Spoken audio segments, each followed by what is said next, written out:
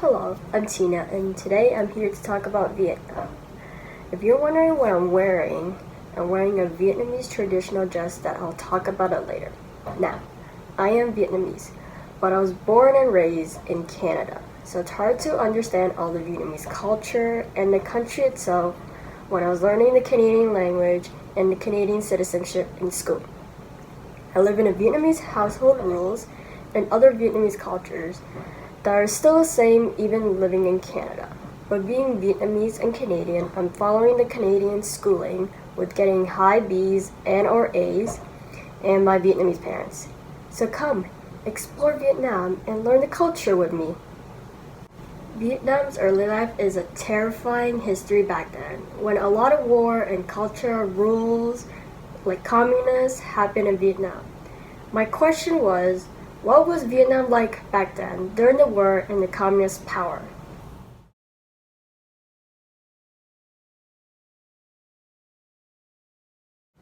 I knew a little bit about Vietnam history, but only know the Vietnam War, which was a huge war back in Vietnam. My parents never told me anything about their experience in Vietnam or the war because it was traumatized, disturbed, and scared them back then and made them not want to talk about it very much and trying to forget about it in the past. After learning about the history and early life of Vietnam, I understand why. Something I'm glad that I grew up in Canada and don't have to experience life or death survival. Growing up in Canada, I learned reading, writing, and talking in English. Grades where over 50% was a pass, and getting certificates, awards, and even scholarship was an achievement. Vietnam is different in terms of education and learning. My question was, what is different between Vietnam schooling and Canadian schooling? It was Thailand that we land. This town never seen people like us. They don't know who we are. They have never experienced boat people. They took us into this hall. It's kind of like an old building. It has different level. And they would choose as a corner, probably a 10 by 10 space for 3 of us. And that's our life. There was some temporary schooling that we're setting up. That's my first grade and second grade. So we were there to close to a year, and they moved us back to another place in Thailand, another camp. But I remember the joy that we're moving a step closer to getting out of there. So we moved to the next camp for about 4 months. Then we get up and they're like, oh no, we're going to another country. We're like, wow, another one. And it's another camp. That was in Indonesia. Oh, that was a big step up because we have a shack now. And we didn't have to go get water. That was the next luxury thing in our life. There was some schooling. I learned the basics of math, the basic readings of Vietnamese. We stayed there for probably another year. The last time that I left was about 6 and a half, almost 7. By the time I got to America, I was 10. Career is also very different in Vietnam. In Canada and America, you can have any career you want if you're committed to getting a career that you dreamed of or if you want to work hard. In Vietnam, you're studying every day, 24/7, and you're pressured to become a doctor, engineer, lawyer, or a related profession. Those education and high-paying job is a goal for any Vietnamese in other Asian countries and could please the family. My question is, why do Asian countries or Vietnam want their kids to become a certain profession? It's not. In that, a lot of Asian families, and I'll be more specific, right, Vietnamese families that put a lot of pressure on their kids to be a doctor, an engineer, or related profession. Right? It's so common that there's actually comedians that kind of exaggerate this for dramatic effect, but it does have a lot of its roots in reality. And so this question, I've been asked this a lot, right? And the reason I bring this up is because if you're going to be courting and marrying a woman, and she may already have a kid, and you may already have one or more kids, this dynamic has to be taken into account. All right. So let me kind of put some context so that way you can understand what I'm about to say next, okay? Vietnam has progressed a lot in the last 15 or 20 years, where there's so much more opportunities now than there were certainly when I was growing up. But here's the thing though, up until about 15, 20 years ago, if you didn't have to write schooling and you didn't have a degree, unfortunately in Vietnam and other similar countries, there's really no, the difference between that Vietnam and the US is that the middle class is very, very small. It's growing, but up until recently it's very small. So that means that either you're, to really get ahead in life, to have, to basically, quite honestly, to survive, you have to have really good schooling, right? So really, the reason the mom, usually more the mom than the dad, really wants the kid to really excel in school and get one of those professions, because historically in Vietnam, those were really the only kind of professions that where the kid can actually grow up and have a good, stable career. You see, because up until recently, you see in the States, there's so many opportunities that really, even, we hear about how like these, larger than life entrepreneurs, right? Like the Mark Zuckerberg or the Steve Jobs, where they drop out of high school or college and they go become mega rich, right? So there's almost a whole larger than life mythos to that. In Vietnam, that wasn't even possible up until about 10 years ago. Meaning that if you weren't in one of those professions I just mentioned, the odds of you doing well later in life is extraordinarily low. And so then what would end up happening is you would end up being a shopkeeper, you see? And unfortunately, being a shopkeeper of some form or a restaurateur, those are very, very long hours. And because of that, the parent just wants something better for their kids. And so the way to do that, I'm not saying it's the best way, okay? So please understand me. I'm not saying it's the best way to do that, is they really put a lot of pressure on the kid to do well in school. Because really, it's that pressure originates from, basically parental love, right? They just want their kids to have a better life than them. And so they do the best that they can by encouraging the kids, in some cases, like say, pressure the kid to have one of those professions. All right.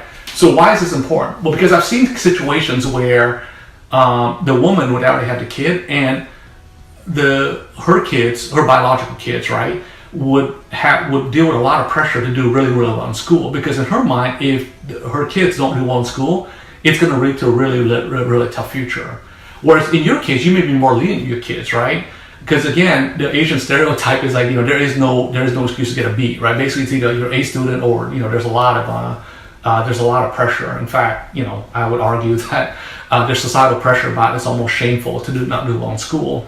In the States, again, some parents, of course, really value academic excellence, but there's also a lot of parents that, find your thing and, find what makes you happy. And if you don't do well in school, that's fine. It's not the end of the world.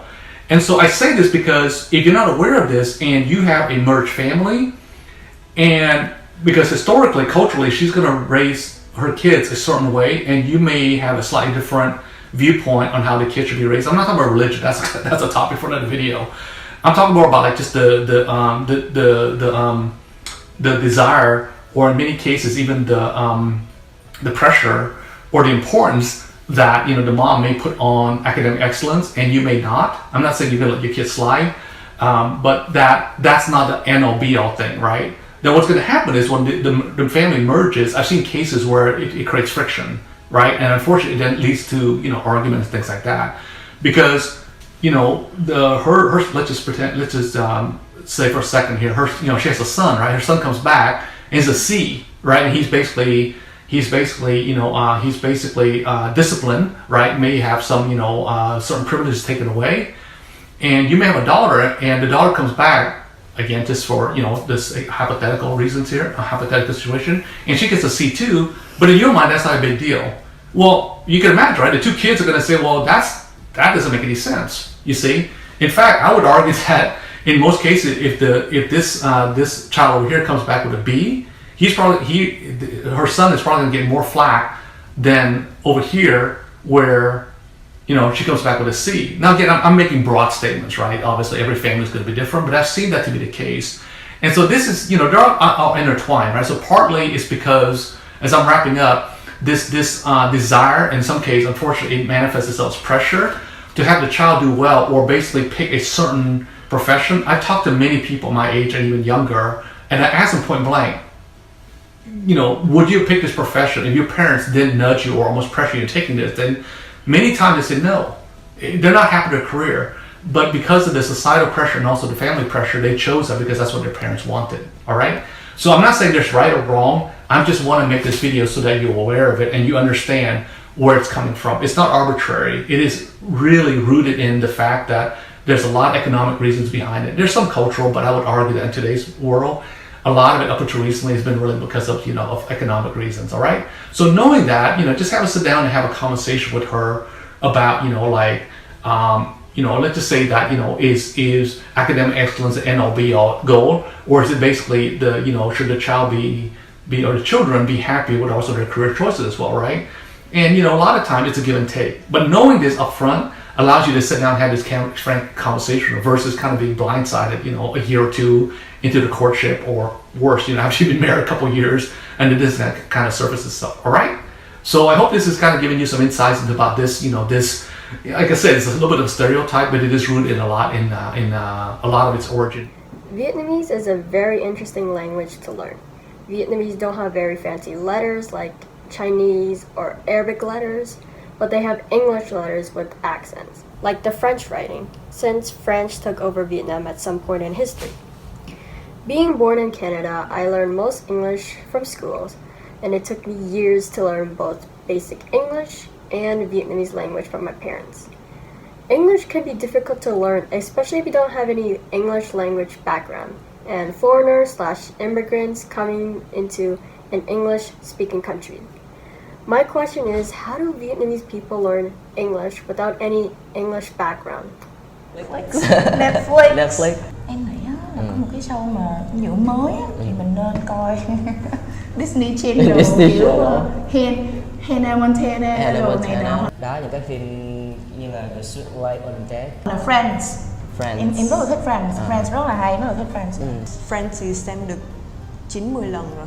Cứ xem suốt ngày thôi. Không xem thì cũng để đó cho mình luyện tập được cái nghe thì mình tự tạo môi trường cho mình. Còn em thì hay xem mấy cái series dài tập như là Breaking Bad, Lost. Em coi và để phụ đề tiếng Anh, xong rồi đến từ nào mình không biết thì pause lại xong rồi ra. Ngày xưa thì mình không hay coi nhiều, nhưng mà gần đây thì mình bị thích Stranger Things. Chỉ thích gần đây thôi, nhưng mà bởi vì thích quá nên xem một lúc cả 3 phần luôn. Và đang chờ phần 4. Harry Potter, Game of Thrones. Thì đó là lý do vì sao mà cái ngữ điệu của mình ngữ điệu khi mà nói tiếng Anh của mình nó hơi bị ảnh hưởng của cái giọng Anh một chút xíu. Mình cũng hay coi những cái show ví dụ như là nó mang tính vừa giải trí vừa học, ví dụ như là The Ellen Show, The Late Late Show. Cái OMC Steve Harvey á, cho nên là em hay xem kênh của ông đó. Em thấy rất là hài hước. Nói chung mấy cái mà bữa mà vui á là mình sẽ cảm thấy là thay vì thời gian mình dành mình lướt nhảm bằng tiếng Việt á, thì bây giờ mình cũng lướt nhảm bằng tiếng Anh, vừa học tiếng Anh mà vừa vui nữa. Bị là thích cái gì đâu. Nói chung là cái gì vui là dễ học. Đó là chọn cái gì bạn thích, thích thì sẽ vô thôi, thích là sẽ học. Vietnamese tradition is way more interesting than Canadian and American tradition. That was actually the first thing I learned about being Vietnamese. As a Vietnamese Canadian person, I get both sides, so I get double the fun and double the uniqueness. There are so many traditions in Vietnam. It's hard to talk about it in one category. First question, what is the most popular Vietnamese holiday?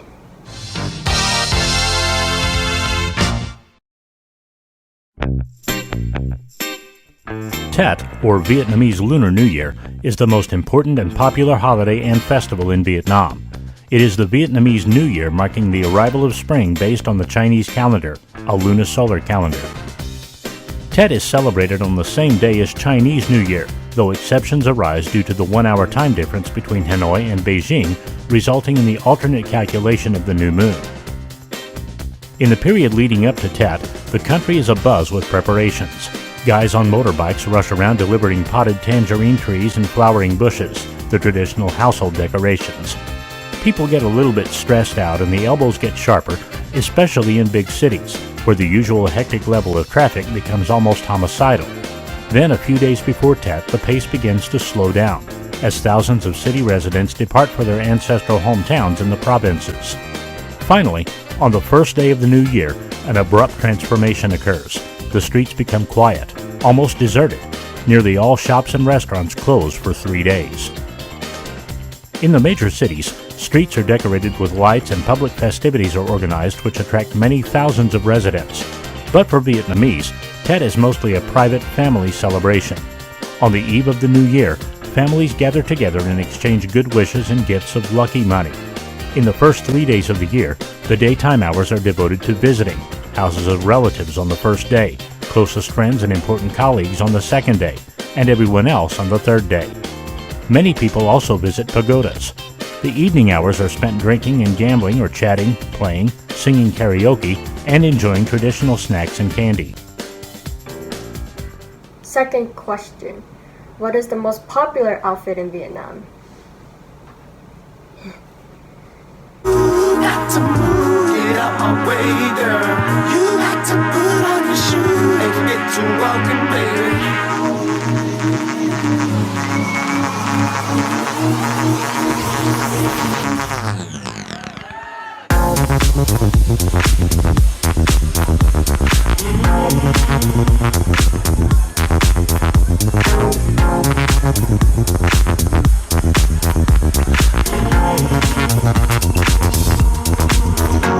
Is there any Vietnamese food recommendation, drink recommendation to anyone who never tried it before? Pho, the internationally known flagship Vietnamese dish.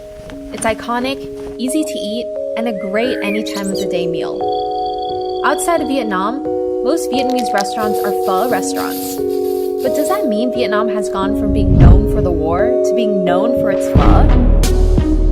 When a rich, multifaceted cuisine is reduced to one dish, the depth and character of Vietnamese culture to outsiders is one-dimensional too. No doubt, Anthony Bourdain knew pho was old hat. The expert in the culinary arts and a lover of Vietnamese food took President Obama to eat bún chả and not pho.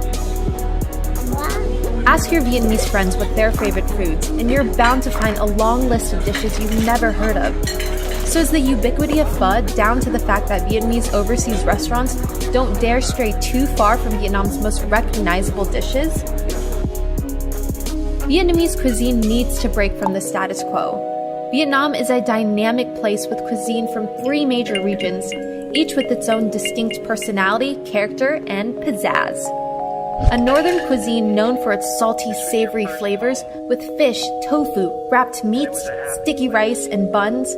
A southern cuisine with an assortment of soups, noodles, and rice dishes, all with a sweet touch to them. And a central area with its spicy nature, dipped with an imperial array of rolls, folded rice pastries, tangy shrimp flavors, and rice noodles. The truth is, we're already seeing this. And not just thanks to Anthony Bourdain. Banh mi is one new culinary frontier, but then so is bò kho, maybe even bún mắm. So, will Vietnamese cuisine ever reach the culinary acclaim and mobility of Mexican or Japanese food? Tacos, nachos, and burritos are commonplace. Sushi, sashimi, and sake are in the English dictionary. At Vietcetera, we believe we're on the cusp of a Vietnamese food explosion. It's a light, healthy cuisine sprinkled liberally with life-affirming greens. As Vietnamese food brands rise in popularity, sophistication, and branding, it will become increasingly exportable. Going beyond pho isn't impossible. It's inevitable. With the first one, sinh tố is smoothie. We have sinh tố xoài, mango smoothie, sinh tố dâu, strawberry smoothie, sinh tố bơ, avocado smoothie. Number 2, pennywort juice, rau má, rau má. Number 3, sugarcane juice, nước mía, nước mía. It is super cheap and super healthy, and you can find it anywhere on the street or in a restaurant. Number 4, coconut water, nước dừa, nước dừa. And here in Vietnam, it is very popular to drink coconut water from the coconut. It is very refreshing, so you shouldn't miss nước dừa when you are in Vietnam. The next kind of drink is very popular, cà phê, coffee. And then we have sữa, milk, or beer. Soda chanh is lime soda. Trà atiso, artichoke tea. Xương sáo, grass jelly. Nước sâm, herbal tea. Sữa đậu nành, soybean milk. Vietnamese value is mostly family values. Vietnamese culture and value is most family and some personal values, since usually Vietnamese parents have high expectations towards their kids. My question is, how is Vietnamese values is different than Canadian/American values? Đầu tiên đó là khác nhau nhất ở bên đây, ở bên Mỹ là thường là khoảng chừng 18 tuổi, thanh niên mới học xong trường trung học, thường đi ra nhà xa với bố với mẹ để kiếm việc làm. Nhưng mà phổ tiếp hơn là gia đình là không có ở gần, tại vì nếu mà là 18 tuổi là từ 18 tới 21 tới 22 là mình đi học đại học. Thì thường á ở bên Mỹ này á, nếu mà mình thấy người nào mà ở nhà cũng còn với gia đình với bố với mẹ mà ở 18 tuổi thì mình nhìn cái đó là một người nào là không có độc lập, không người nào mà chỉ giống như là ăn của bố với mẹ thôi. Nhưng mà cái trường hợp này là rất là khác ở bên Việt Nam. Nếu mà mình 18 tuổi, 20 tuổi, 25 tuổi không cần biết, mình không có đi ra khỏi nhà, mình phải ở nhà thì ở lúc đó mình làm có đủ tiền, mình phải để giúp đỡ cha mẹ, để trả tiền nhà hay là để dùng cái tiền đó để giúp đỡ cha mẹ với cái việc làm của họ. Mình cũng biết là giống như ở bên Việt Nam á, khoảng chừng 20 tuổi, 25 tuổi không thành vấn đề, mình chỉ ở với cha với mẹ. Trong khi nào mà mình lấy chồng lấy vợ thì lúc đó mình sẽ đi ra khỏi nhà để mình ở với chồng với vợ của mình. Nhưng mà ở bên Mỹ này nè, không cần biết, nếu mà mình không có lấy chồng hay là lấy vợ, mình cũng phải đi ra khỏi nhà để mình tự lập cho cái cá nhân. As a Vietnamese Canadian, there's a lot of misconception and stereotypes on my Viet side. Vietnamese culture and even Vietnamese people can be or do anything strange to other people, but it's normal in the Vietnamese culture. Myself, I get a lot of stereotype and misconception a lot growing up because I grew up in a Vietnamese household living in Canada. So strangers and people, even my friends, believe whatever's on TV, news, or media, believing that is true all towards me and other Vietnamese people, which some are not true. Maybe even most are not even true. My question is, what are the most common myths in Vietnam or Vietnamese people? So, number 1, Vietnam is communist. Number 2, they hate Americans. Number 3, Vietnam is just not safe. Number 4, Vietnam is just so poor. And number 5, this is something that I hear all the time, and I think this is just because in America there's so many pho places. Everyone thinks that Vietnamese only eat pho and banh mi, and that's not even true in America, but it is something that is a misconception. Vietnam now is better than before. There's no war going on, people can safely visit Vietnam and be comfortable there and have amazing tourist spots that I didn't even know it exists. Back then when I was younger, I was scared to go to Vietnam in 3rd grade because the culture is different than what I'm used to. And I used to get motion sickness on plane. Right now, not anymore. And it was a long flight. I think it was 13-hour flight and transferring to a different flight, which at that time I had a headache and I almost vomited a couple times. My question is, aside from the COVID-19 pandemic, what was Vietnam like back then compared to now?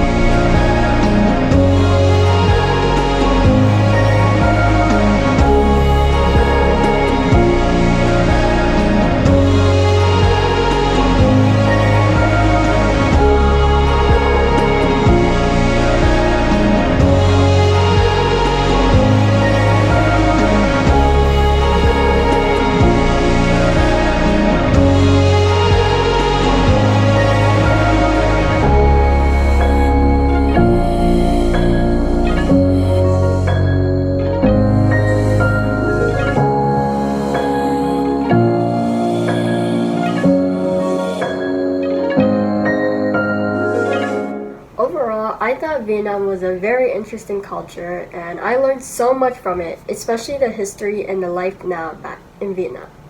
I want to go back to my culture and visit the attraction and tourist spot that I didn't even know existed when I visited there. And being Vietnamese Canadian made me proud that I can learn from both two different cultures and two different countries.